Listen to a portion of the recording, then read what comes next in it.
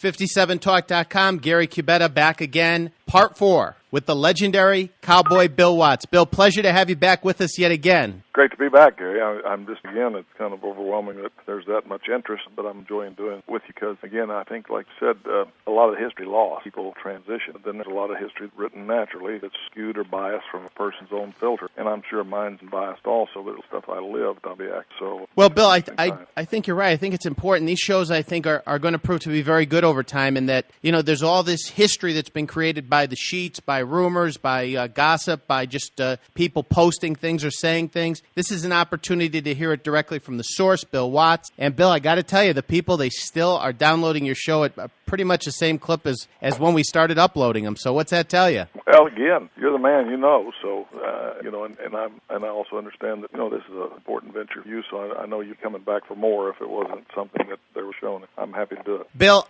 we're going to talk a little bit about Mid-South, the second half of Mid-South. We spoke about it the first half in part 3. You had a lot of very influential people in your life involved with Mid-South, and I'd like you to talk a little bit about Ernie Ladd and your relationship with him. Well, you know, I couldn't say enough. Ernie is really a situation. I think Ernie got in that when I first saw Ernie, both rookie, old American Football League, before it merged into the NFL. And Ernie was the rookie at San Diego, and I was a rookie with the Houston Oilers. And we played, the first time I saw him, we played a game against San Diego in San Diego, and then we later played him in Hawaii. We played 2 games that year in Hawaii. We played the San Diego and we played Oakland. And, you know, you didn't realize things were changing. You got to realize back in that era, there wasn't all the emphasis on technique. There wasn't the coaches' clinics. There wasn't the great videos, all these things to look. And so a lot of the stuff that was being taught was either your coach was on the cutting edge of some technology or he wasn't. And so you didn't learn or know any more than they knew. Whereas today there's all the clinics, there's all the video, there's all the the places to go to the stars that you're going to absorb something if you're just alert and you go there with the right concept. Well, Ernie came into the league, and naturally everybody just thought, you know, you're 6'9", 323, which I don't think there was anybody that big in pro football. And yet at 6'9", 323, Ernie was lean. He was not ever what you call obese or heavy set, like the prototypical of a person you'd think that big, mobile. And so, you know, everybody accredited all his effectiveness to the size and strength and yada, yada, yada, which certainly played a part. But Ernie was a student. Everything Ernie ever did, he studied. And so he became a student of the game and studied his opponents and studied the different films and the different tape. And Ernie became extremely effective. He was just an unbelievable athlete. Well, like I said before, he became a big star. I didn't. That wasn't the thing that propelled me. It was I was better in the pro wrestling. And but I knew Ernie, and my vision of Ernie then was, of course, I didn't know him personally, so he had that certain arrogance that all great athletes have. And me not knowing him, and again, you remember we're still on the wrong side of the racial emancipation in America, and so and we haven't been around that many blacks. I had the first black ever to give a scholarship at Oklahoma was there, Prentice Gaunt. He was the first black I was around much, and then the second one was Wallace Johnson, and we're still dear friends. But again, there was a big learning, and so a lot of the blacks were not looked upon in the right light. There was still the stereotype that are so stupid, so stupid. It's all so ignorant based. So there was that in there, you know. There was that resentment. There was all the different things. And then Ernie got into pro wrestling, and I know about his career, but I wasn't around him. And then I was around him some when I went to California, just briefly, but I wasn't there long. And then in New York, and I told you some of those things. So finally, when I had whether it was an epiphany or whatever it was, that how stupid our sport was to be so manipulated and have no black stars.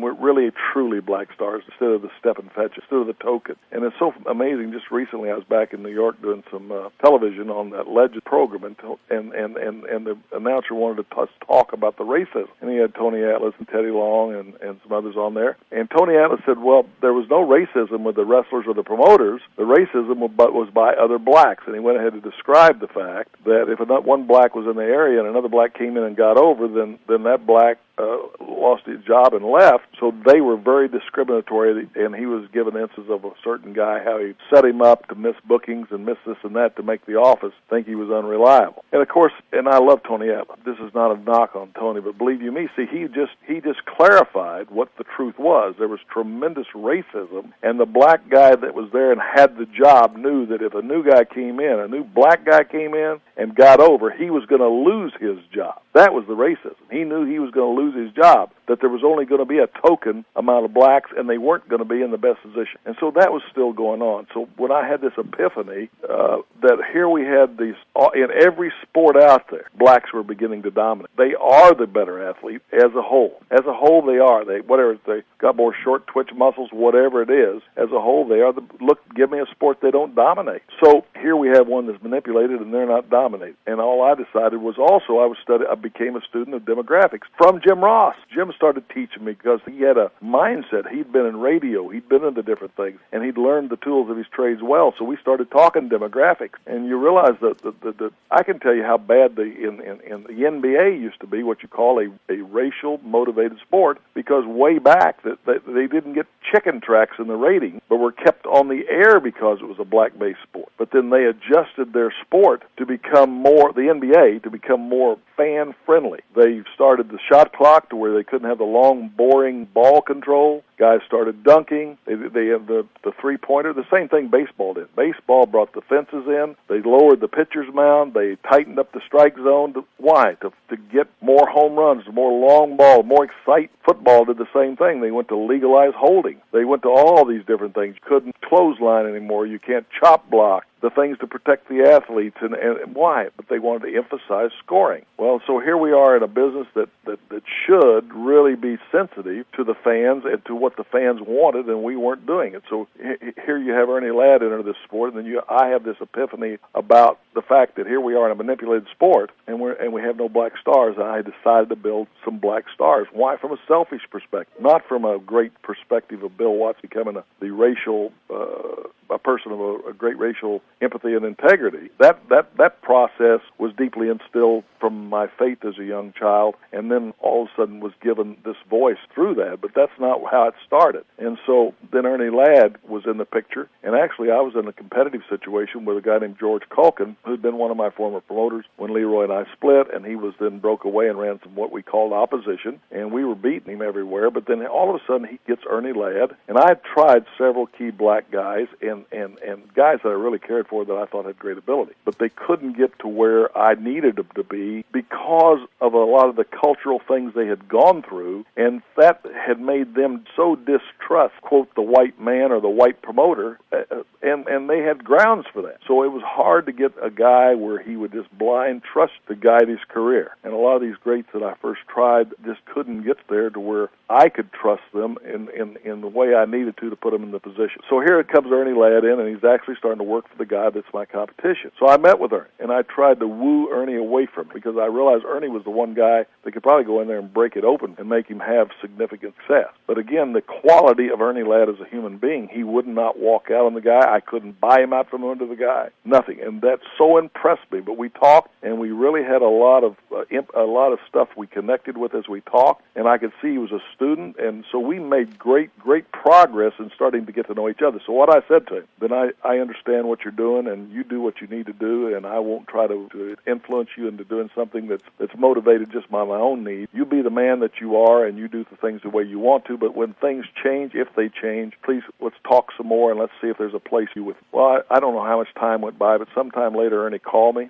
and he said, you know, Cowboy, I've really studied the situation here in Mississippi, and they don't have the population. They only have one town that's a fairly large town, Jackson. The rest of the towns where George was running, they don't have the population. I can never make the money I want to make for me and my family here. I'm ready to talk. So we met, and we talked again, and we worked out a deal where he was going to come and be a top hand for me. He wasn't going to be my booker yet. That wasn't there yet. We hadn't put that on the table. He was going to come to go to work. So I told him, I said, what are you going to do as far as pulling out from George? It's really key since we're both running the same area. I said, are you going to do your job, which was historical in the wrestling business. When you left an office, you gave proper notice, and you did the proper thing for the territory on television or in the arenas to leave the territory in good shape as you left, because people had put you over when you got there. And I'd say, I even tested him there. I said, I'd rather you would. I think it'll hurt you. He said, I'm a man of my word. I would not walk out on the guy. I would not do anything to hurt him. He's been a good man to me. He just doesn't have what I can do. do here, so I'm going to do what's right by him. I mean, you see the class of the individual I'm dealing with, and this was all part of he and I bond to get to know each other. And he did, and then he came to work for me. And when he came in and he started getting over, and I mean, so impressed. He could not only do it in the ring, he could talk it on the mic. So he's doing all this. And the first run-in he and I had where we had a disagreement was he was going over, we were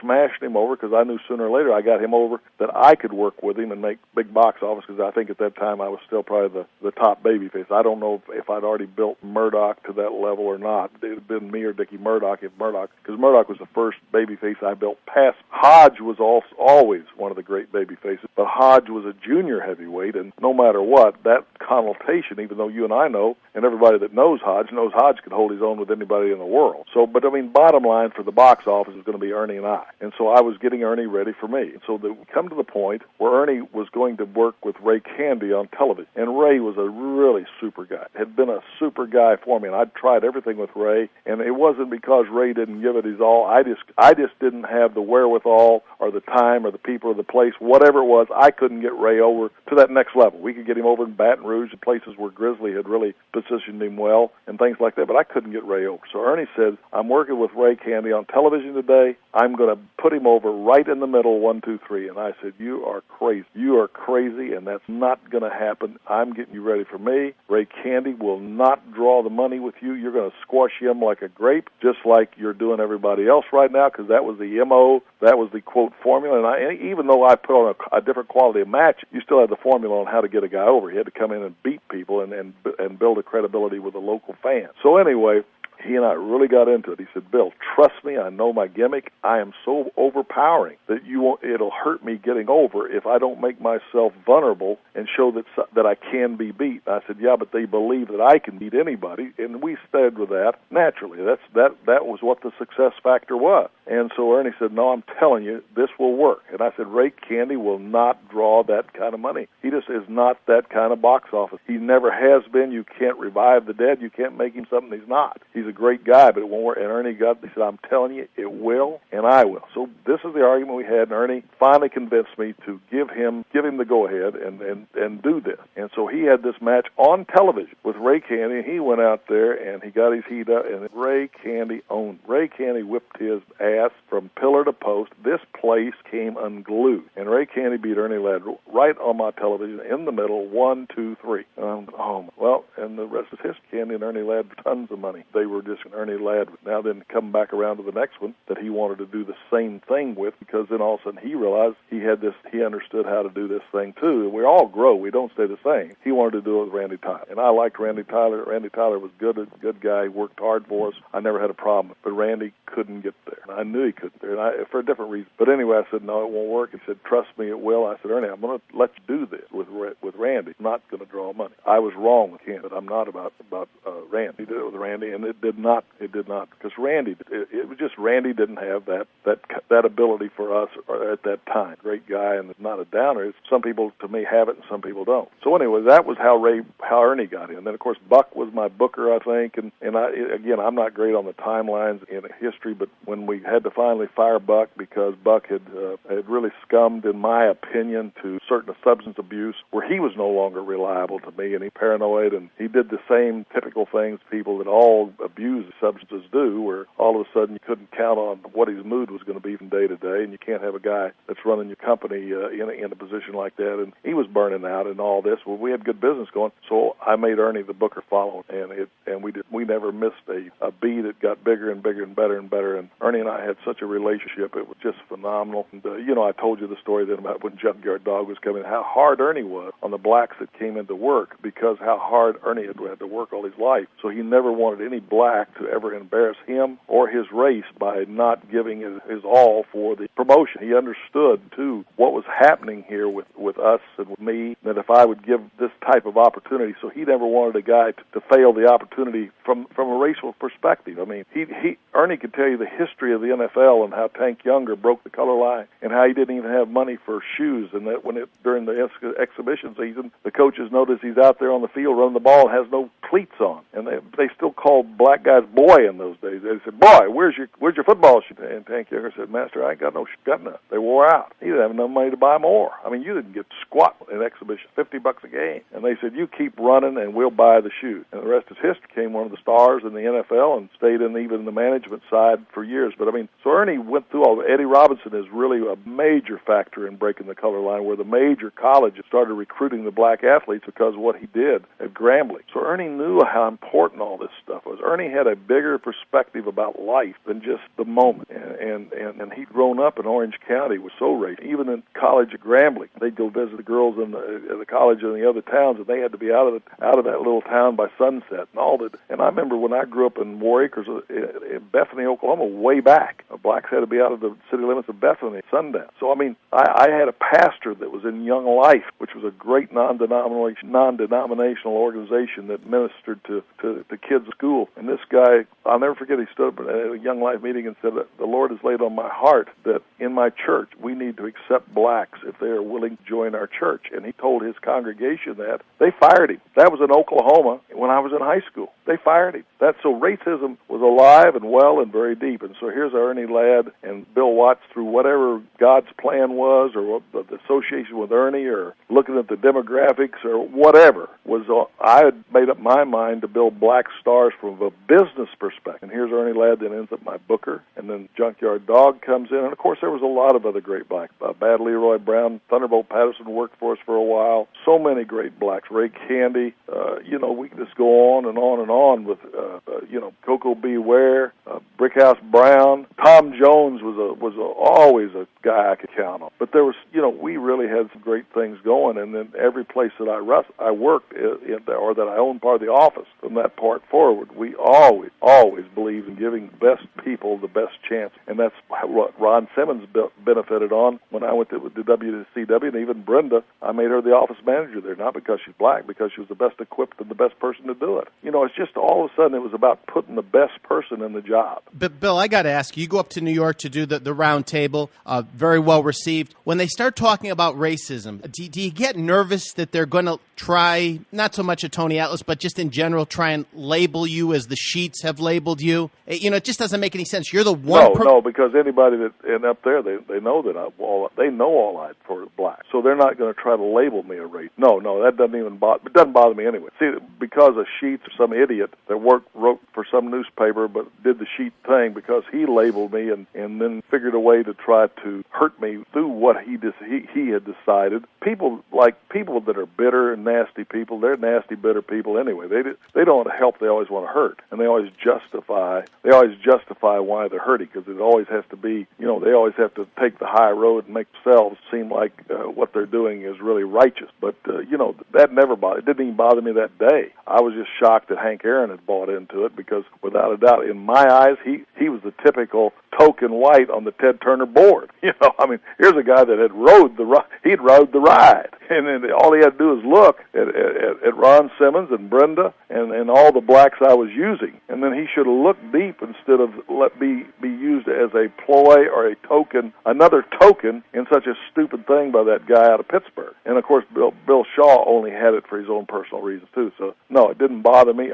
I'll talk racism with you all day long, because I think racism is based on ignorance, and the only way to overcome ignorance is through education. And if you're not willing to stand up, see, it's just like I'll talk about Christ all day long. I'll talk about my faith all day long, because I don't think I'm holier than that. I can't live a bunch of rules that are designed by a church that said you've got to live this way or you're not a real Christian. I don't buy that. I don't think it has anything to do with how I act or my performance. I think it has to do with Jesus Christ's performance at the cross, that I'm the beneficiary. It was a free gift by God. I don't know why God chose to be his. I don't know why. I don't think I'm smarter than anybody. I don't think I had much to do with it. I think that was his decision. All I do is praise him and thank him for doing it, because I fail him every day. I fail him every day. And so if I thought I had to live by a standard in order to get to heaven, I'd know I wouldn't be going. That's just how I believe. So I'm not afraid to talk about it. I'm not afraid to talk about it. I'm not afraid to admit the racial things I've done way back when I was a kid or when I was in college or when you get mad and in a fight. If you get in a fight, the first thing comes out, if it's a racial person of another color, the first thing comes out of your mouth is an epitaph. But the same thing happens with them. Does that make a black guy that does that racial? No, it's just he's mad and that's how he's going to express himself. And those were different days, Bill. You're talking about the 50s and the 60s. It was a totally different. It still happens today. Yeah. You think when a white guy and a black guy don't get into it, that there's not some racial epitaph? I mean, wasn't it funny that we can't say the N-word when most blacks call themselves the N-word all the time? So, I mean, racism is still alive. We've made great strides, but it's still alive and well. And if somebody tries to tell you racism is not still alive, that person is the idiot. Well, I spoke with Buck Robley the other day, and he told me we had a little discussion. He told me that never once did he hear you make a negative comment about the black athlete in a locker room. And he's not probably your number one fan club leader. I know it. And I asked him, I says, Buck, anything? He said nothing. He never said one negative comment. He must have spent a lot of time with you. And Yes, he did. Yeah, Buck was extremely talented. I always liked Buck. Believe you me, I like Buck. But again, Buck had to also, what came first was my company. Because, it's like anything else. If you don't take care of your company, you're no longer in business. And so my company came first. And when Buck knows his own Buck, I'll tell you what, Buck is just like you said. If you get Buck pinned down, he'll give you that shitty little grin of his, and he'll tell you the truth. Buck's not afraid to stand up for what he believes. Never was. And Buck was a great guy for me for a while. But then again, and I think if he really was going to sit there, he'd also admit that he got a little bit out of control on the substance. And the bottom line then, that it cost everybody. The good news was I had somebody ready, and Buck probably thought that the things were going so hot with him, because we all think that in his pride, he probably thought, well, they're going to take a real nosedive. They're going to see. We never missed a beat. Why? Because I turned the reins over to Ernie Ladd. We had the power of his ability to draw money. Now we've got him in a new position that he wants, that he is so thrilled to get this opportunity, and it was the right time. That was the right time of it. I mean, I'm not again, a lot of things I get to take credit for, but I may have been the vessel or the instrument that was being used by God in some way, even if I didn't recognize that. See, I believe that there's a sovereign God, and so I don't think that we can grasp fully or understand fully His plan and how He works it within us. I think He works within us in many ways that we're not even aware of. But because Ernie was just such a huge impact in my life, we became so close. We became true brothers in the Lord, and we became true brothers to each other. I loved Ernie Ladd. Bill, how was Ernie able to perform physically? I think people lose track of the fact that he played 10 years in the AFL, had to retire because of injuries to his knees. Oh, yeah. How did he go? He wrestled 16 years after he retired from the Kansas City Chiefs after the Super Bowl. What was it in the dressing room? Was he in pain? He had to wrap those knees. A lot of our guys had such great pain thresholds. I've seen a lot of guys. I've seen Dusty Rhodes with his phlebitis. I've seen his legs so swollen and him in so much pain, and he wrapped those legs, and he still go out and go. Guys just get to where they live with pain. If you're going to have it, and you either got to live with it or get out. And that's what's trapped a lot of guys today, is somas, different pain or muscle relaxers have come in, and they take things. And even, it was so funny, my daughter was down at the Hall of Fame induction. She said there was a doctor on the bus who spoke about the fact that somas mixed with alcohol are deadly. They are deadly. They will kill you. Guess what? How so many wrestlers have done? They've taken the somas and then drank the alcohol, and they've been killed. They've died, because what happens with a muscle relaxer, when you overdose, you finally get to the point where you can't tell your body to breathe, and you can't tell it to breathe. It doesn't know how to take the next breath because you've lost the muscle control, and that's what happens. So, again, Ernie had great pain in his legs. I remember one time when Ernie's wheels were so bad. He said, Bill, my knees are so bad tonight, I cannot go. We had the place sold out. It was a tag team match. And I said, big fella, you've got to go out. You've got to go out. Respect it. I said, wrap them up and go out there. We'll leave you on the apron. We won't touch you. We'll leave you on the apron. He's like, my knees are killing me so bad tonight. And he'd re-injured them. And he went out there. He wrapped up and went out. And then when my partner gave me the hot tag, I'll never forget the look in his eyes. I beat the crap out of his partner. I went over, nailed him on the apron, reached out there and pulled him in and started throwing him around just like he was fresh and young. Yep. He's cussing and screaming at me, but he was in the ring doing it. He was and he went in that dressing room. He said, that Cowboy, that lying son of a gun, he promised me, my knees are so bad they're killing me. He said, just wrap them and be there. He said, I should have known. He said, that comeback, he comes over and beals me right. But hey, you didn't take Ernie Ladd where he didn't want to be. You could try, but I want to promise you, you ain't going to take him where he didn't want to be. I think I told you the story before about when his father died and how I said, take as much time as you need for the wake, funeral, this your father, and call me after going to the wake. He's Cowboy. I went to the wake, cannot handle it. I'm going to make my book. I said, Ernie, don't have this your father. Go ahead and do what you do. Be with father or be with the funeral. Do what you do for family. He said, I cannot handle it. I can't cope. The working will take my mind. I'm going to make my book. And I said, well, if you're going to make them, that's fine with me. I mean, it's wonderful for me, but you don't have to. He made his book. He told the boys, he said, the hat wouldn't even let me go to my own father's funeral. We had a lot of fun. Yeah. We had a lot of fun. But that was the quality guy he was. And he instilled that quality. Bad Leroy Brown used to get so mad at me over issues and things and ribs I'd pull. He'd cuss me in the ring, and I got him on one rib that was so bad. It was so bad what we pulled on him. And I think I've told you about that when he broke the top ring rope in Jackson, and I fined him for breaking the cable. Heck, he had a brain concussion from falling out on his head. And then we did the deal where we still made him work the angle in Alexandria. And he was cussing me, and that fat, white, honky, I'll kill him. But I'm telling you, when it was match time, Bad Leroy was there. Bad Leroy was there. Do you think I didn't respect that guy? Thunderbolt Patterson got mad at me when Tank, what's his name, made that 5-minute-long promo about him being and the N-word and everything else and how he was going to whip him. And in the Baton Rouge dressing room, I was there. I was sitting right there watching. And I don't stop fights in my dressing room because I figure let's let them go ahead and get it out if that's what they want to do and settle it. And so Tank made that 5-minute promo about Thunderbolt, and then he hit Thunderbolt, and Thunderbolt whipped his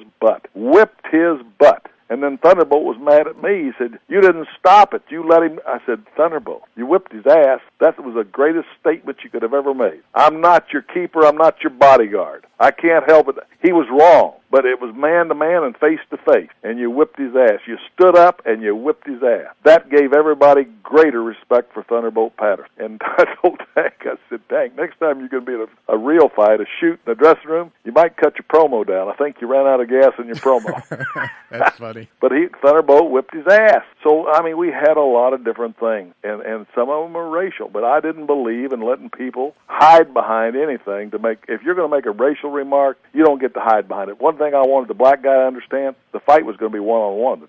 There was nobody else going to get in it. Nobody else was going to help Tank, not when I said. Are you referring to Tank Patton? Yeah, I think Tank Patton. I like the guy. Yeah. I like the guy, but he was wrong, and he got his butt whipped. And he knows he did. How come Thunderbolt wasn't a more significant part of wrestling down south? He had it. Thunderbolt, you remember I said earlier, some guys had a lot of culture to overcome. Thunderbolt had a lot of culture to overcome. Thunderbolt was so good. Jack Briscoe, Jerry Briscoe, they tried with him in the Carolinas because he could get over.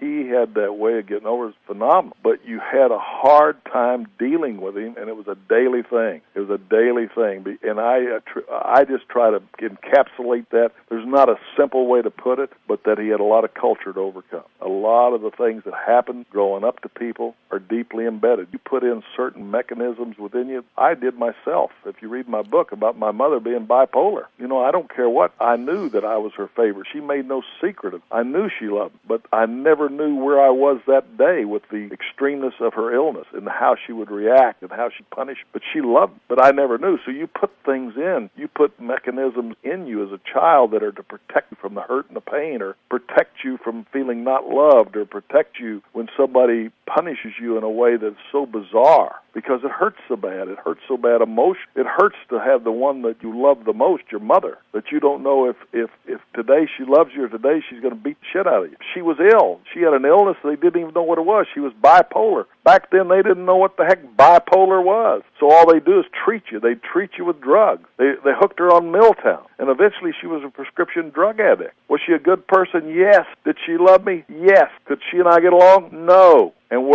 do I carry deep emotional, psychological mechanisms that she created or that I installed in my body subconsciously? Yes. Do they remain with you for life? Yes. That's why a person says generally a child's personality is formed very early, and it's awfully hard to reform it or change because it's so deeply inset. The thing I love is my mother. I know she loved the Lord, and I believe she's in heaven, and she's no longer sick. She's no longer ill. Everything's fine, and when I see her again, I'll be able to love her, and it'll all be great. I don't hold her with a lot of animosity. I recognize what happened. Was it painful? You bet.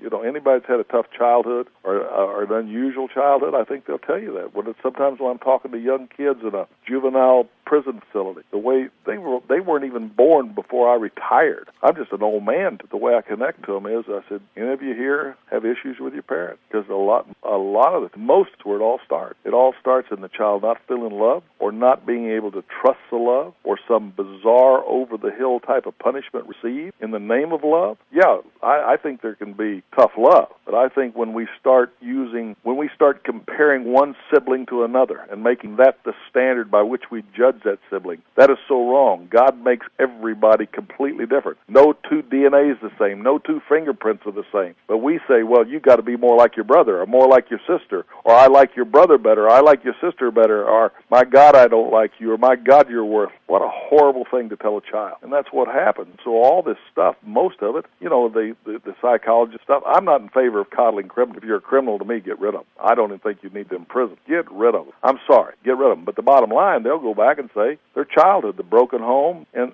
they're right. They're right. Unfortunately, can we afford to let them kill somebody, rape somebody, or maim somebody because they've had a bad childhood? And so with me, it gets down to the point that it's too bad.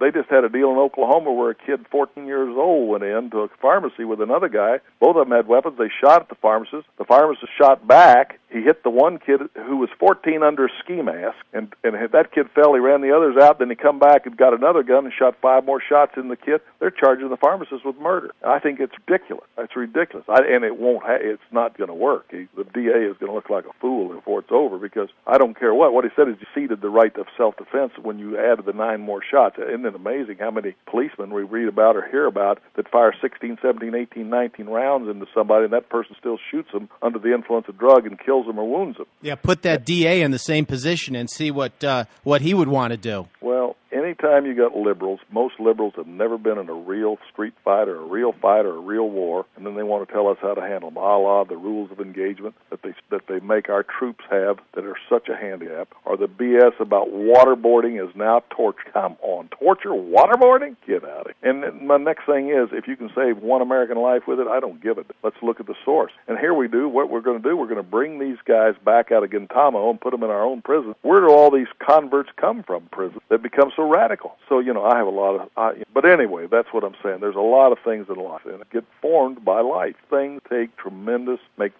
impact. Well, Bill, it's like you said, one of these things, you feel terrible for the person that their life it was tainted to some extent by their parents, but still, we have to bear the responsibility of their actions, and this country can't afford any of that anymore. No, and then we've gone so far overboard. Again, you know, I don't care what, right or wrong, choices have consequences. Choices have consequences. That's what the Bible, choices have consequences. God shows you the right why. He's not a vindictive God. He's not a God sitting up there saying, I just want you to screw up so I can punish you. No. He's a God that loves you. He understands the consequence of sin. He only wants the best for you. So he tries to encourage not. All sin is simple. It's rebellion against God's revealed will. And that's what it is. And you're right. I'm sorry for that 14-year-old that got killed. But he made a choice. Now, the next thing is, how the heck would you know the guy's 14 when he's under a ski mask? And I read some liberal on a blog, well, this man murdered a 14-year-old. And I thought, my gosh, how would you know he's 14 when he's under a ski mask and he's pointing a gun and shooting it? Asked to see his ID, right? I used to have a saying when I'd get in fights and riots, stuff like that, because I'll never forget Phil Zacco one time. I had a real bad one, either Baltimore. I had a bad one in Baltimore, but the one in Washington, D.C. said, my gosh, you put 18 people in the hospital. Some of them were women and some of them were kids. I said, Phil, let me give it to you real straight. You get it one time. I don't check health cards or IDs in a riot. I don't have time. Brother, when it's a riot and they're coming at me and they're trying to they've overrun the police, get to me, I smack whoever gets there first. There's an old theory about winning street fights. It's who gets there first with the most. And I mean, I'm not a brave guy. I learned to use my temper when I was young to cover up my pain and my fear. So if I was in a riot, I don't care who you were. If you got close to me, you got whacked. And I had no compulsion about it. Didn't make a dang if you was a kid, woman, whatever. You shouldn't have been there. I had a woman in Baltimore stab me with a ballpoint pen back before they had the barricade. Stab it where it was sticking out of my calf. I've been burned by them. I had an old woman in Sarasota, Florida, stab me in the back with a fingernail file. You know, so again, you don't weigh the book by the cover. You smack whoever. You better. They'll still stab you.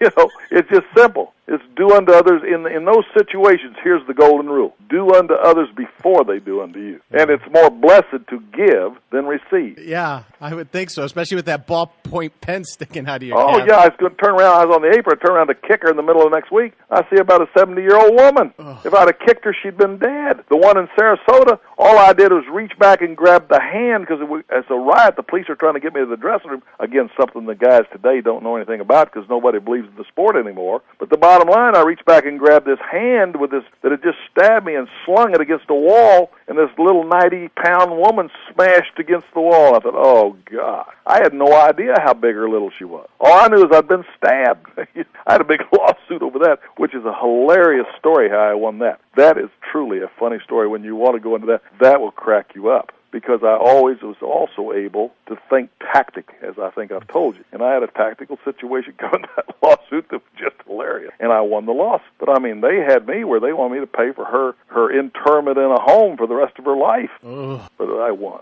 So anyway. Bill, Ted DiBiase wrestled much of his early career with you.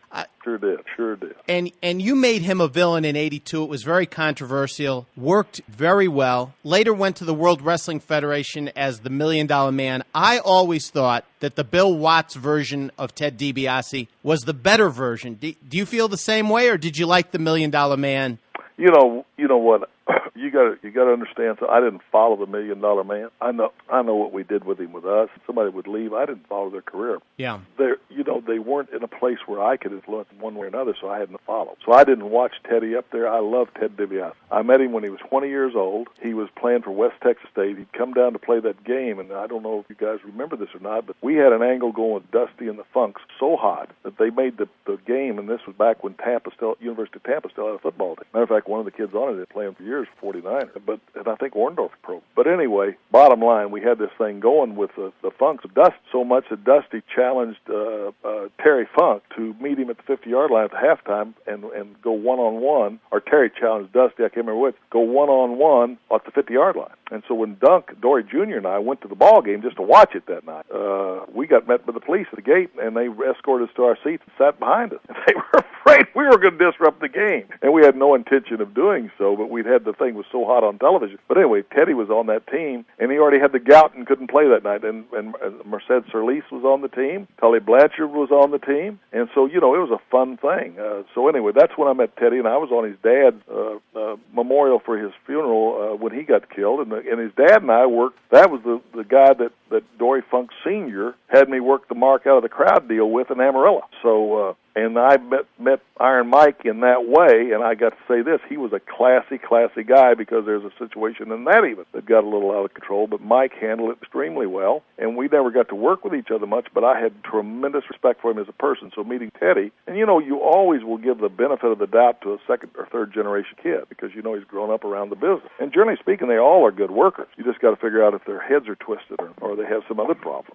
But most generally, if you're going to look at it, you say, well, I'll go with him first because I know the genetic. But anyway, so Ted DiBiase, and I've said things to Teddy, and people that don't understand it may take it that I'm down on him. I am not. What I've always said about Teddy is Teddy cared more about the match than he did about himself. So if Teddy was in the ring, he would give himself for the match. In other words, if one of the guys in the ring was not going to work the way they should have worked, Teddy would do whatever it took to get the match. So you always wanted Teddy in an angle because you had that great flow of the match. Teddy, at some times in his career wasn't the guy who drew the package all by himself. He had to be surrounded with certain. But I want to tell you, you wanted him in the match because of what he would give in the match. He would always give it his all. And I have nothing but the greatest respect. And we've stayed friends forever. Still are. And so, and of course, the hilarious stories when he broke in the first time he had to, and the second time he had to, all of that was just some of the classics that we died laughing. It was just so funny. Carl Cox and Dick Murdoch, and of course, you know, he idolized Murdoch. You know, if you grew up in that era and that crew and coming out and living in Amarillo and all the different things, you know, he was just naturally drawn to Murdoch, and Murdoch was such a, but anyway, it was just a great time. And so, yeah, Teddy's idea, I believe, Ernie was looking for heel. And if I remember right, and of course you'd have to ask Teddy this, I don't remember all the details. I think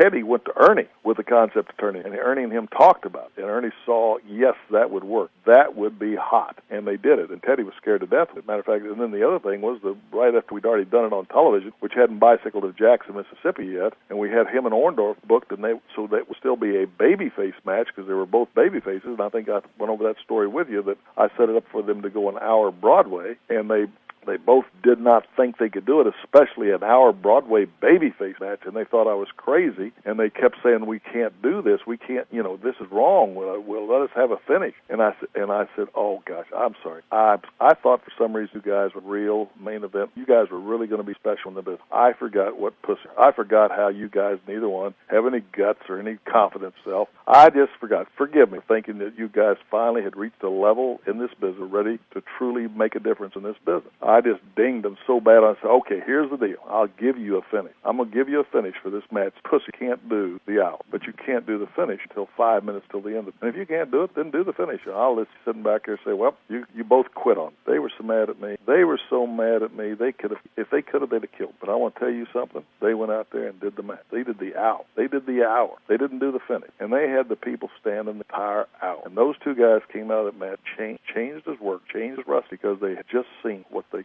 had just done. And that was Teddy and Paul. Paul Orndorff got mad at me every week on the payoff. I quit handing the checks out until after the television at Shreveport because he was going to pout so bad it ruined his interview. Everybody knew that the week when he get paid, that every office in the country was going to get a call, get me out of here, this son of a bitch is cheating me on my pay. I can't stand it. Paul Orndorff called me back after being up at Vince making all that money. He said, Bill, I didn't realize all you taught. Didn't realize all you taught. And I had a chance to work with Paul again when I was at WCW. I have nothing but the greatest respect for Paul. And I'll say this, no matter how mad he was at me, ring time, bell time, he never laid down. Never laid down. He gave it his all. He had the pride of who he was as a great athlete. Paul was a great athlete. I was there the day he got tried out in Tampa, and the only thing is Eddie wouldn't let the guys hurt him, but they stretched. Can't remember who, probably Roop, Matsuda, a couple others. They stretched him real good, but he had a lot of courage. But Eddie didn't let him get hurt because he's one of Mike's friends, and that was good as Paul Orndorff had. Bill, was it difficult? We'll jump ahead a bit here, but was it difficult to see Paul not in the same condition he was when you went to WCW? He had injured his arm. Well, he wasn't. It wasn't about condition. It was an injury that his arm had atrophied. Yeah. And yeah, that's painful to see. But I'm going to tell you something. You couldn't tell in the ring. I mean, when he went in the ring, he still did it all. It didn't hold him back. It had hurt his look, but he did what. And he had a role with us where a lot of times he had to get the younger kids ready, take them out there and school them, and he'd work them. He did it. I mean, Paul was another guy that was great to have there. You had to have the old school guys around, the young guys. Do you think losing the look hurt his effectiveness, though? Oh, I'm sure it did. Yeah. Don't you know just mentally it would? Yeah. You know, it's kind of like a guy growing bald. It doesn't bother him, but does it? When our society thinks bald men are not virile, they're not handsome, they're not this, you know, you can tease about it, but it hurts different guys. And Paul had that phenomenal body. I mean, Paul Orndorff was a guy, I'll just tell you for one instance, Paul Orndorff, we checked in the hotel at New Orleans, and a bunch of beautiful airline stewardesses checked in and came out with a pool, and then one of them watched to see what room Paul went to and called him at that room and just said, you are the most handsome, beautiful man I've ever seen, and asked him to come up and make love to her. I mean, Paul Orndorff was a good-looking young man, and that's some of the things that just didn't happen to Joe Average. No, that didn't happen to Joe Average. I can attest to that, Bill. Okay. Yeah, and I was a pretty good hoss in my day, too, but I was past, and I had a lot of those fun things happen when I was younger, but I was way past that, and he was sharing it with me, and I was loving it and laughing about it with him. Paul Orndorff, again, I am so proud of knowing Paul Orndorff and working with him and getting to see both sides of Paul. And I understood the competitive. I understood how pissed off he got. I didn't care as long as he did what I wanted him to do in the ring and did, because he had enough pride in himself he would never, ever not go out in the ring and give it. And that's all we'd have our difference. Bill, with all these guys complaining about the payoffs, did you ever think to maybe come up with a different way to do it to make them so that they couldn't complain, or was it just a difficult? No, because that's impossible. First of all, they didn't have a clue as to what it cost to open a gate anyway. You can't run your business out of fear. It's like you either take it or leave it. Now, if you had a legitimate beef and wanted to come in and talk it over in the right way, I would show you what the hell had happened on the house. I would. Who was it telling the other day at the Hall of Fame deal? One of the guys was saying, "I'll never forget after a Superdome came down to the TV and had everybody come to it. And you put a blackboard up. Said, I hear people are bitching about the payoffs. Here we go. Put on the blackboard everything about the gross gate, the taxes, the state athletic commission, the Superdome rent, the television costs, the airfares, everything else, and then you showed what percentage paid out to the wrestlers.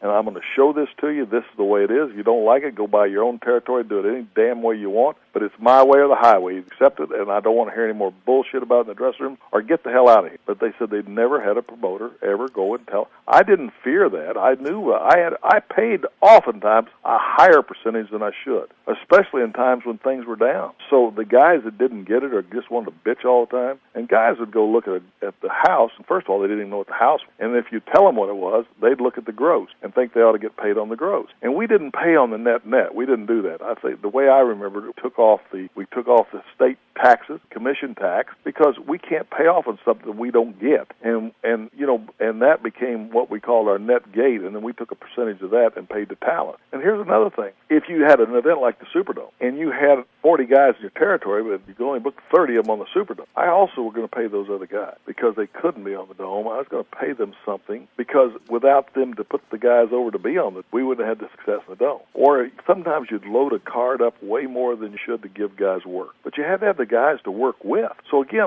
there were so many factors, but we had a pretty set percentage of what we were paying all out to talent. And oftentimes, more often than not, we paid over the percentage. So it really pissed me off when somebody would act like I was, because I wasn't, number one. Number two, if you didn't like it, go somewhere else. Or if you didn't like it, go out there and prove what a big shot you are. Buy your own territory, just like I did, and fight through it till you owned it, because I had to buy a little piece and increase that until I got everybody out of it. And the bottom line was me. And then buy it, and then you show me how much more you're paying. Because I'm going to tell you something. There's just so much you can pay and stay in business. Did I make a lot of money? You're damn right. But who had the risk? Who had the risk? I had the. Bill, you bring up a great point, and that's what the current administration, I don't think, gets, Obama and company, is that when someone makes a lot of money, not always, but most of the time, they also take on a tremendous amount of risk. Right. They're the ones who are responsible if things go bad. I always hate that about the liberals, how they're, $250,000, you're rich. Wait a minute. What did I have to do to get that? That's right. Yeah, and see, the next thing is, if you penalize the people taking the risk so much, it's no longer worth taking the risk, then where are the jobs going to go? The jobs going to go? I hear people around the office here talking about, with our gold exchange, hey, it's $250,000, and then after that, it's the taxes don't even make it worth going further. You brought up a great point with the risk, and that's people who are outside of ownership don't get that. No. Again, you're so right. And the funny thing, I read a deal the other day. I can't remember what state it was, where they had 3,000 multimillionaires paying a great proportion of tax 2 years ago, and because of the trend of the country and higher taxation, that had dropped by 1,000. They didn't move out of state. They just invested more money and time in finding the ways to not pay them. See, first of all, you ought to have a fair tax. You ought to have a flat, fair tax based on whatever you buy, you tax. Nobody understands it. Too many people make too damn much money off of the tax situation now. But the bottom line, our tax code, you got to watch what's happening. Creeping up, we're going to end up being the highest tax nation in the world. We're taxing our people right into poverty. People are just sitting there. Have-nots always are willing to take from the have. They are always willing to take from the have because they have not. But the bottom line is they don't realize that if you take from the haves, pretty soon nobody's going to have, because the haves aren't going to do it for nothing. And they shouldn't. You should be able to have the right to earn. But how does Obama have the right to start setting limits on how much you can pay an executive?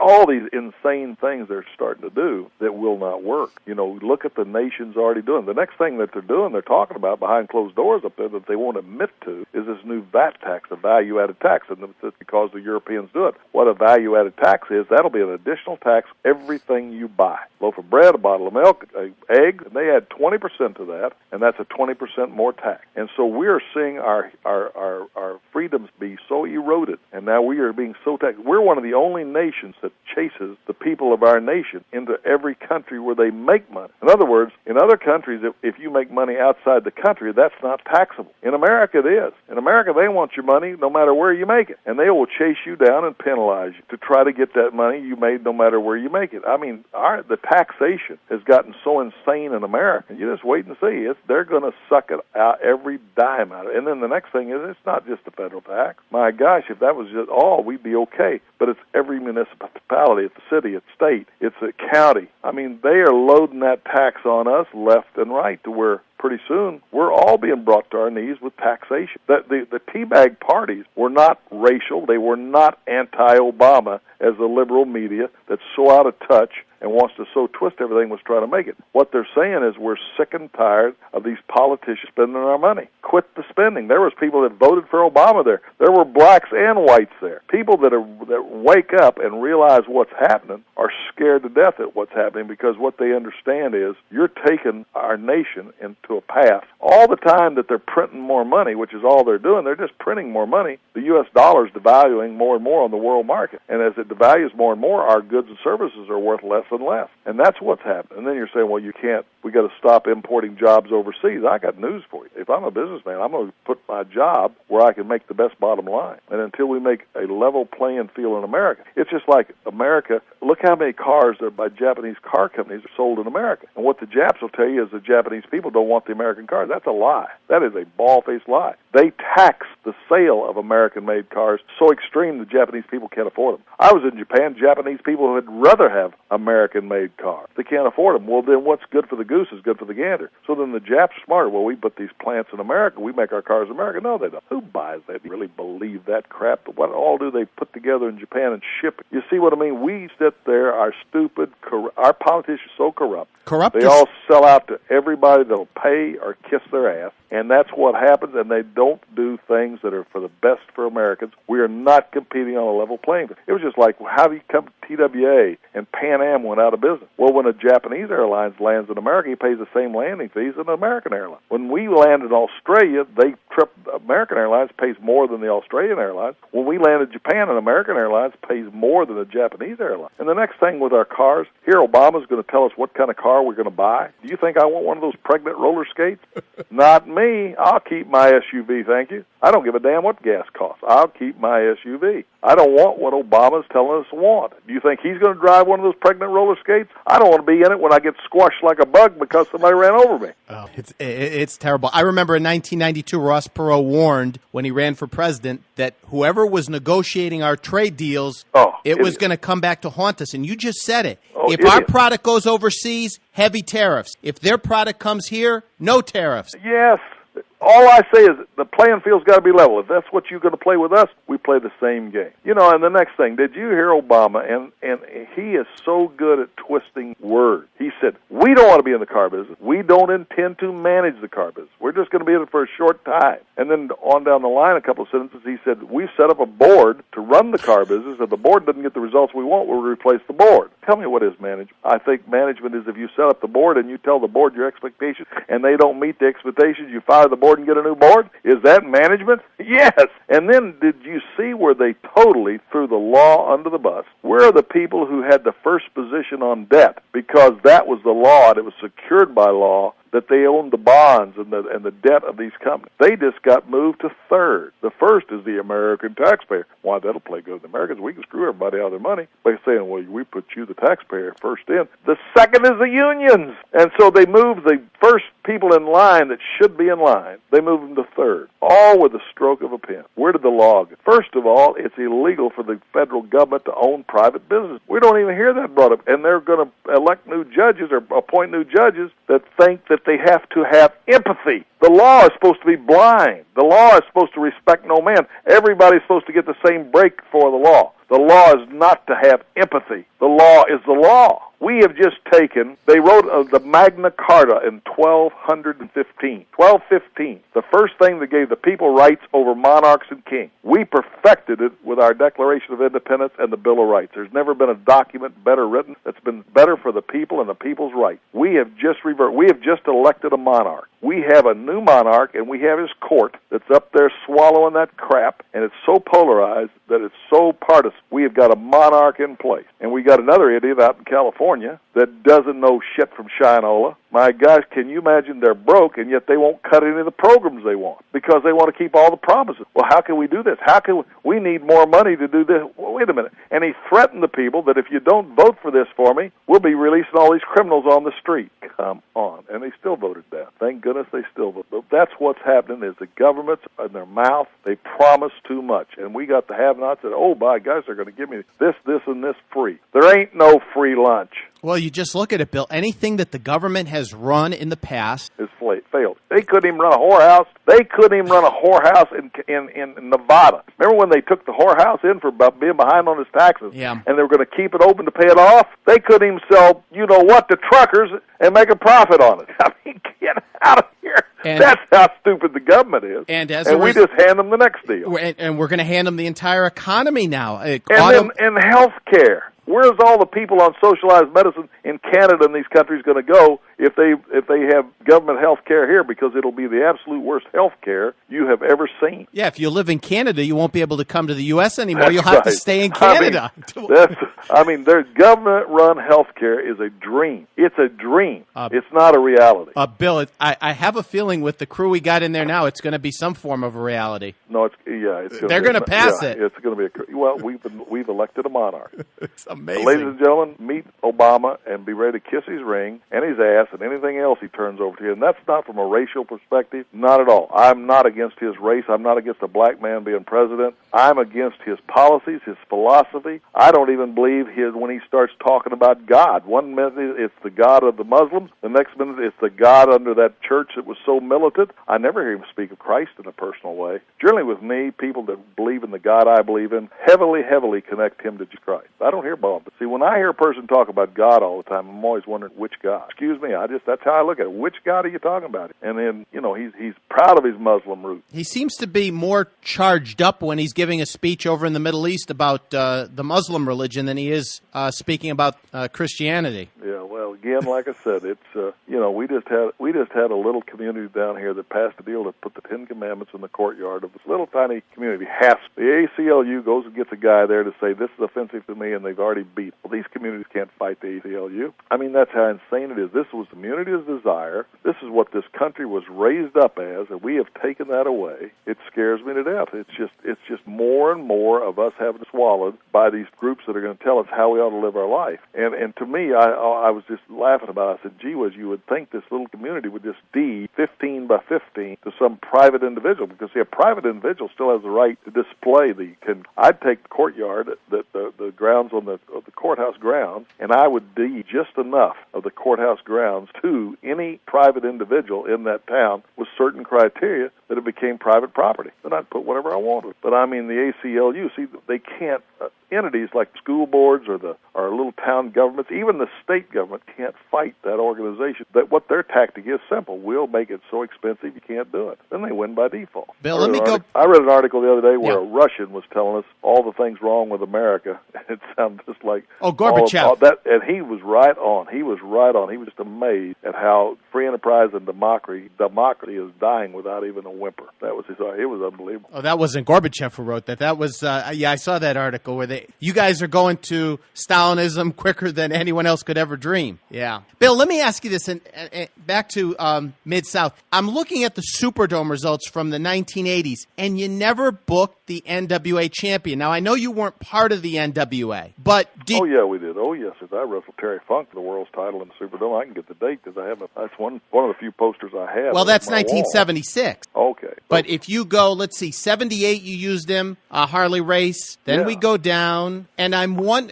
No, there was no reason not to. In other words, we may not have felt we had. It wasn't from a perspective of not wanting to do it. We just may not have had that as the hot. We may not have had that as the hot thing that would draw. I booked the Super Bowl on what would draw. Now, if we'd had something ready around the world's title that we thought was part of the drawing, we'd have still done. But there was no political. Did you? What was your opinion of Ric Flair at the time as an NWA champion? I thought Rick was good. I thought Rick was fine. The one that I didn't care much for as an NWA champion, liked him, character matches, was Terry Funk. I thought Terry set the title back with all his clowning. I loved Dory Jr. I thought Dory Jr. was great. I thought, he was a great champion that spoke. See, I thought the NWA champion had to speak more than he had to have a certain representation or persona in the ring. That was just my view. And Terry was like too much cartooning champ. But now Terry in a bunkhouse match or stuff like that, Terry had his niche, brawling type guy, but I don't think he fit the role of champ. Gene Kniss, good. Lou Thez. I thought Flair had a lot of pizzazz. I thought he always gave.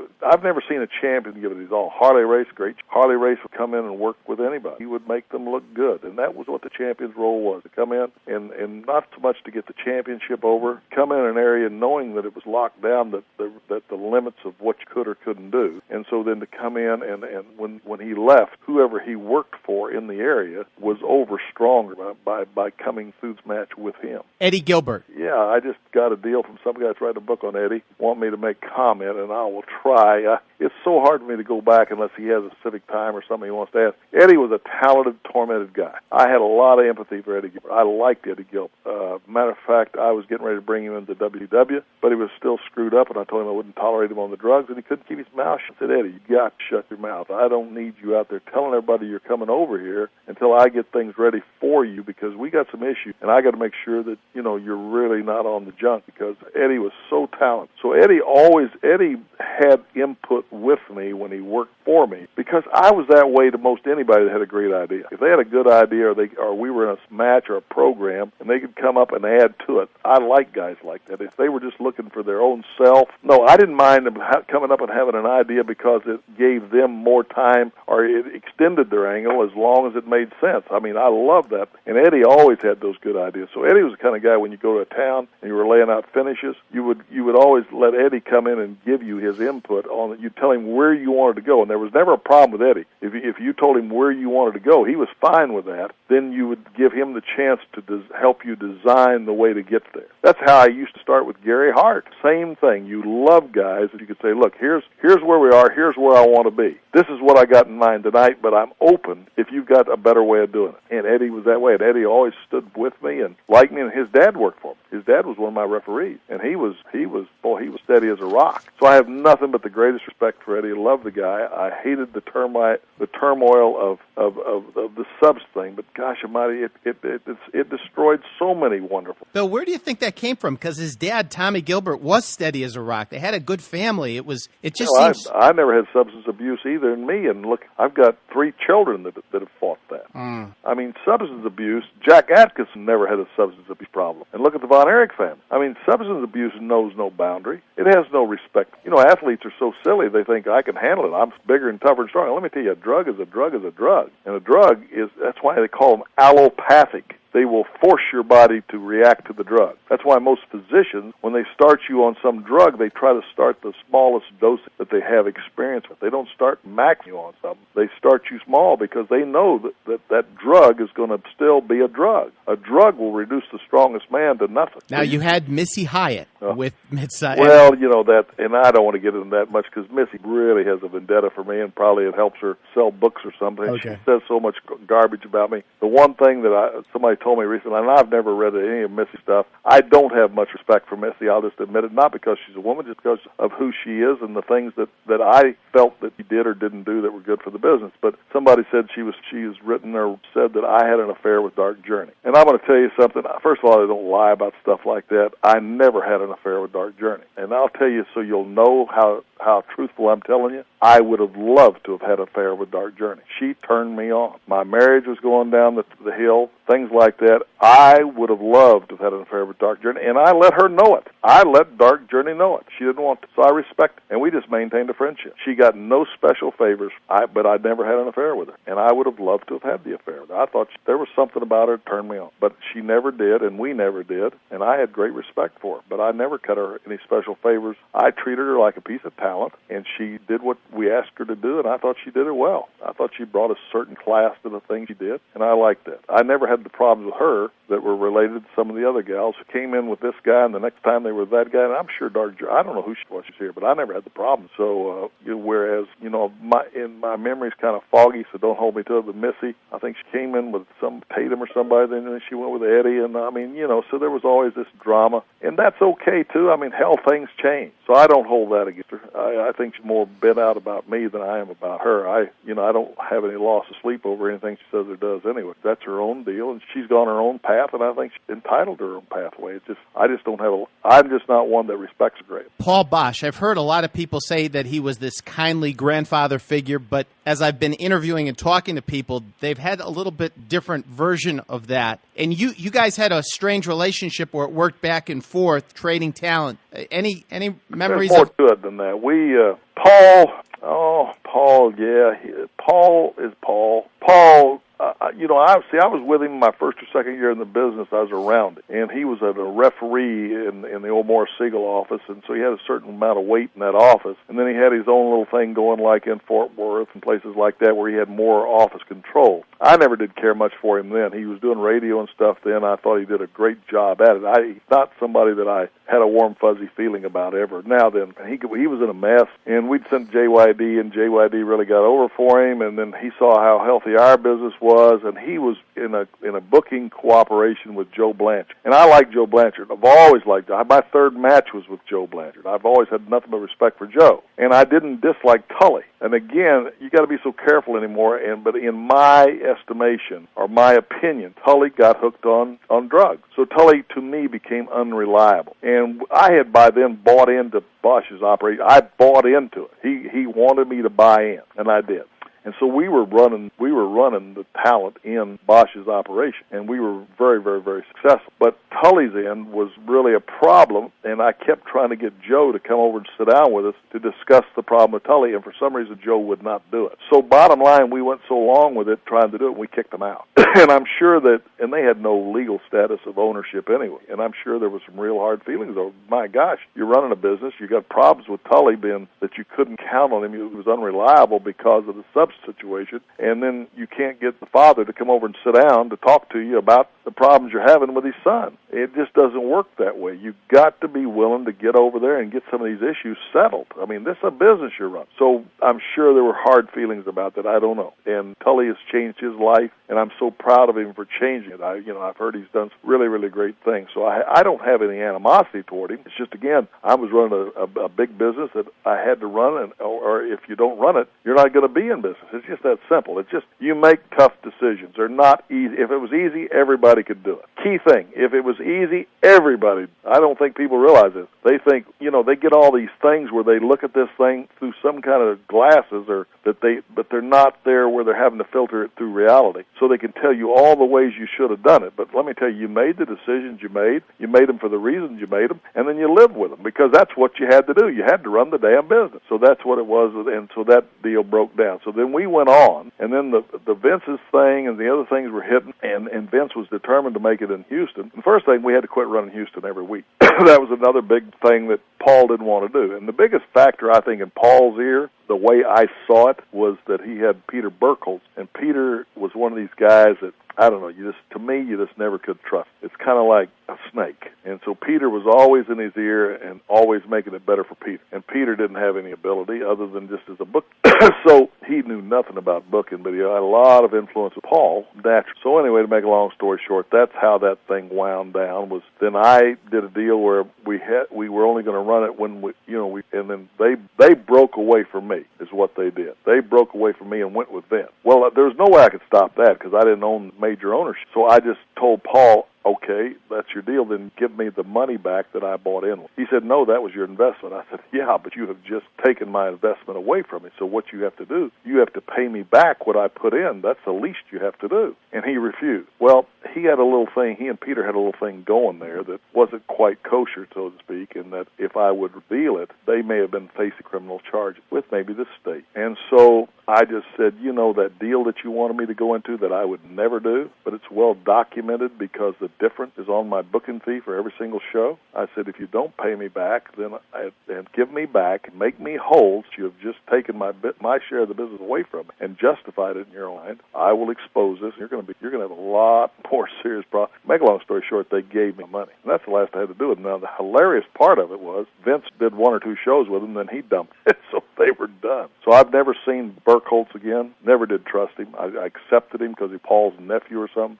I got along with Paul okay when everything was going Paul's way. It was okay. Paul was another one. You had the hardest time getting him out of the commentary, and it was all about him. You know, he had to be out there. We were trying to get Jim Ross in there because Jim Ross understood you had to get the match. So we had great success with Paul and in spite of Paul. Both. He had great things to add at times, and at times he was a pain in the ass. But hell, you had that. And you had give and take in anything. So that was my experience with Paul. Paul and the woman he married, who and his blind son Joy. Joy is such a talented kid. So there were some nice things that happened there. There were some good things that happened. But in the end, it broke down. But in the end, there was a lot of things breaking down, and a lot of the things that were breaking down. Again, I think you and I have discussed megatrends. That often you're caught in a megatrend and you're trying to measure it with all the things and the data and the ways you've measured things before, and you can't. And we're seeing people are seeing that today, and you can't measure it. You can't make the correction because the way you're trying to measure it doesn't have the same value it used to have. And we were caught in that same thing. And so I'm thinking Paul was probably trying to justify and try to blame it on me and this and that and the other. And I don't hold him for that. The only thing I held him for was when he double-crossed me, made a deal, and didn't first come to me and said, "This isn't working. Can I give you your money back?" All he had to do is present it, and I'd say, "Okay." I mean, if he was the major stockholder, well, then he had the right. But the fact that he tried to make a deal and then was not going to give me my money back, Bill, that's where I lost respect to him, and then I had to beat him another way. Bill, what was it like being a minority stockholder, for example, in Georgia? What did you get out of that deal? It was a good deal for me because I went there and ran the company. Even though Lester was official figurehead, I would run it pretty well when I was in there through Eddie Grant.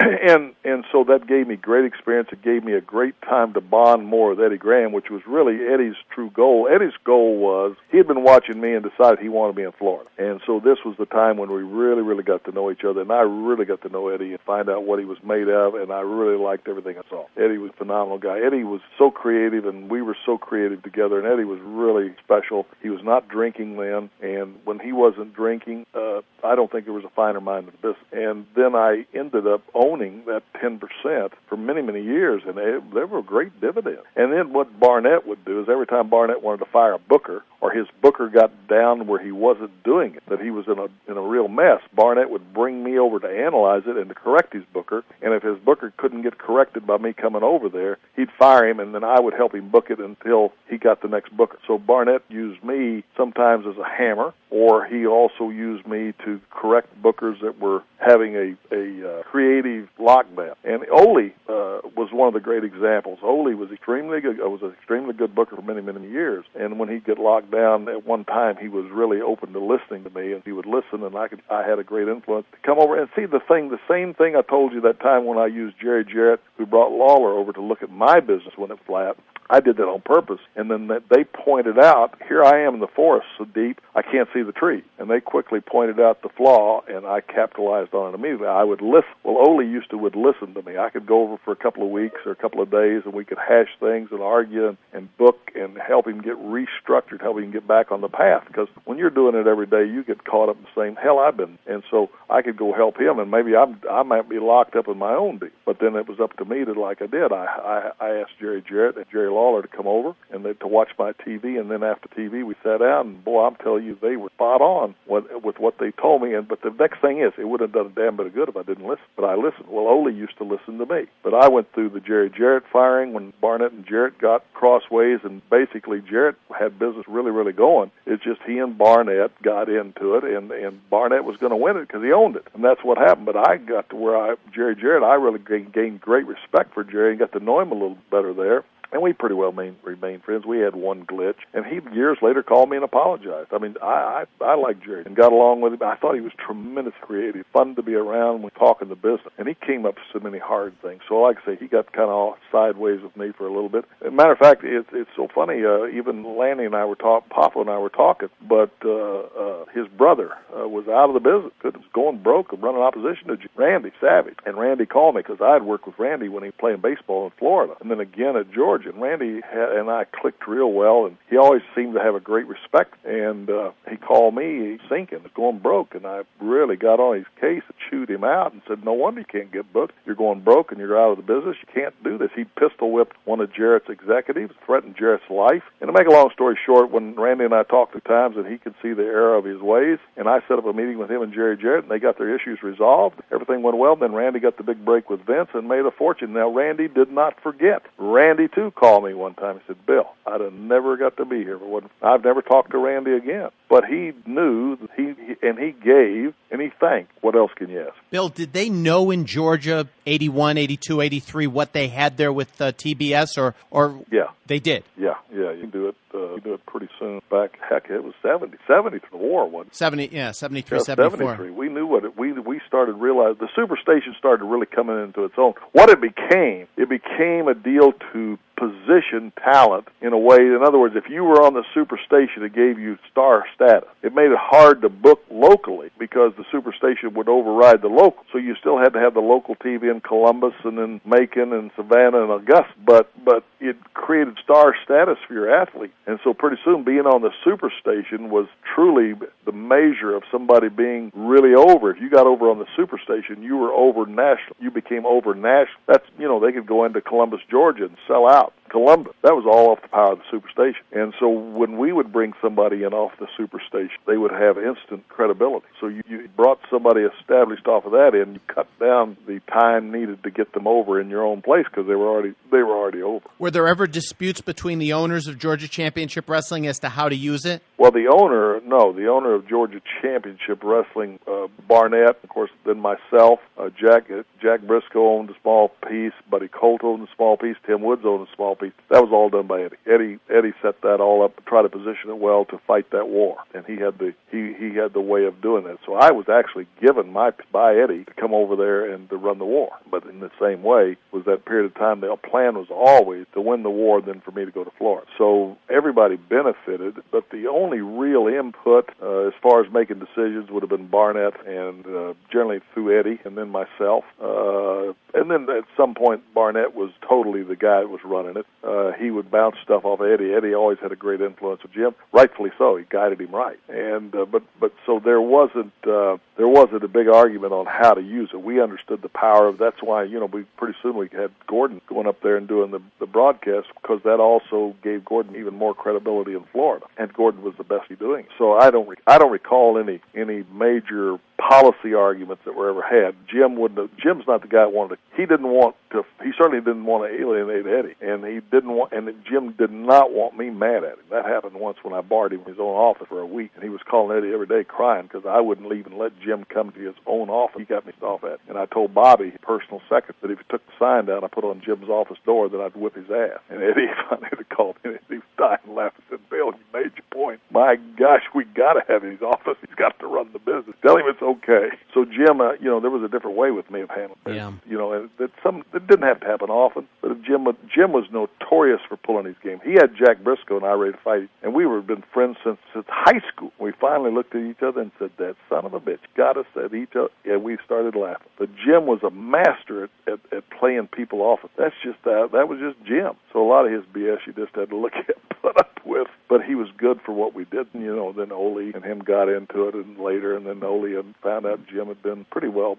I sold Ole my share of the stock. I was ready to get out of that and give Ole the shots. Had done so much work, and Jim said, "Why don't you buy Bill?" And I sold it. And then Ole found out Jim had really pretty well taken advantage of everybody in the company in a way that he shouldn't have. But it was breaking. Jack and Gerald Briscoe, of course, sold their end to Vince. I don't blame them. They never got along. Never, ever.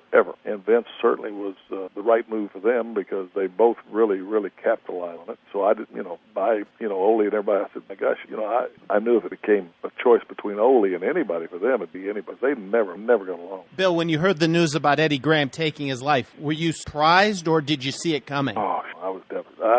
Eddie had called me down, and I'd come down and visit with him. He'd asked so many questions. I know he was flying. I know he but no, I didn't see that coming. It killed me. I loved him so much. He was drinking pretty good by then. One of the times I went down there, I watched how he operated. I went down for that week, and I watched how he operated. And Eddie and I could talk in a way that was just different. We just had a different relationship he had with most people. Even though, it's kind of funny. I bet everybody would like to say, well, I had that special relationship with him. And maybe they did, but he and I would talk at a different level because we'd gone through things. He had never given anybody the power that I had there, where I totally ran the office when I was there, and totally, I not only booked the wrestlers, I made their payoffs and everything, and it had the biggest bottom line Florida wrestling ever had. Eddie told me that over and over and over. They never had a better bottom line in Florida wrestling than when I was there. So we had him, and I was down there watching him when he was drinking. And I told him after that, I said, Eddie, I am so thankful that I missed that, because I said, you're a vicious chicken shit drunk. And I said, I'd have slapped the shit out of him. He just looked at me. I mean, there was such a difference in the Eddie that I knew, that I'd been around, than the Eddie drinking. And I was so thankful I'd never faced or had to be put up with the Eddie drink, because, the Eddie Graham I was just a very, very, very special being that nurtured Cowboy Bill Watts in a way that he desperately needed, and gave me so much and built my confidence to a level and fine-tuned my abilities and introduced me newer and better ways to look at the business. And so then he had come to my big party in Oklahoma, and I don't remember quite the timeline, but I had a giant party. He came to that, and I knew some of the things that happened. I knew that his marriage had been on the hook and rocks for a long time, but he wouldn't divorce her. But he had been going with a girl for a long, long time. Everybody in Tampa knew it. Everybody. It was amazing. The pains he would go to keep Lucy from knowing what she already knew. I mean, that's how stupid men are when they think they're pulling the wool over somebody's eyes. Women generally have a sense where they feel a lot of that stuff anyway. But anyway, so then all of a sudden, this girl who he was just totally hooked on her way more than he realized, she dumped him and got married, because she had been waiting and waiting and waiting for him to marry her, and he never did. He dumped him and she got married. And I think that contributed to it. I think there were some political things that were very, very negative that could have been a real major thing for him to fight, that one of his strong political allies, some land deals or something. There's a lot you heard, but yeah, but the thing that got Eddie maybe most, and this is me speculating, was Eddie could figure it out. He always had the answer. He could always take it back over and do it. And I think he'd lost the ability, where he couldn't give the answer. He couldn't right the ship when it'd get upside down, and he was tired. He was burned out. And he'd gone through several bookers. He had Dusty down there booking, and Dusty is a great, great guy. Dusty has so damn much talent, but Dusty didn't have the affinity for the bottom line. And it's not all Dusty's fault. He'd never been put in position. He'd never didn't have that college background. He didn't, lots of different ones that I would be more than willing to benefit him, because he is a great guy and did things the best could. But Dusty's the kind of guy, if he's booking, you got to watch his booking, and you got to watch the bottom line, because it's not what you gross, it's what you net. And too many guys get wrapped up in what you gross. Well, if you're spending more to gross it than you're netting, then something's upside down. See, again, we're going back. You got to have the total package. So anyway, Eddie had lost the ability. He loved Mike to death, and Mike tried to fit whatever role his dad wanted, but that's a hard thing. That was a hard thing for Mike to get to really take charge. And if you recall, when I went to Florida in '74, he had some of the guys that he'd really built the territory with on the beach in so many ways. He had Hiro Matsuda, who loved Eddie and loved the business. He had him on the beach, and then Barnett soured Eddie's relationship with Don Curtis, who's one of the finest guys I've ever met. But that was another way Barnett would always turn Eddie against people to get their attention off of Jim and onto that person, and try to make Jim. And he ruined the friendship between Eddie Graham and Don Curtis, who again was one of the finest men I've ever met, who loved Eddie. And that friendship, at one time Eddie and I talked, and Eddie did go see him and realized, and Eddie would admit to me, but again, that friendship was damaged forever. Never was the same. And so there was a lot of people when I went down there that were in different positions, like Ron Fuller. He'd quit the business and was selling real estate in Palm Beach, and I revived him, and we started drawing big in Palm Beach with him, and then you know the rest. He became a promoter and was very, very successful, and then went into hockey, and Ron's been successful, and then Matsuda was so successful, he worked out of the Japan office, and different things like that. So Eddie had sidelined a lot of guys for different reasons. Malenko couldn't hardly get booked down. Malenko was a pretty doggone talent.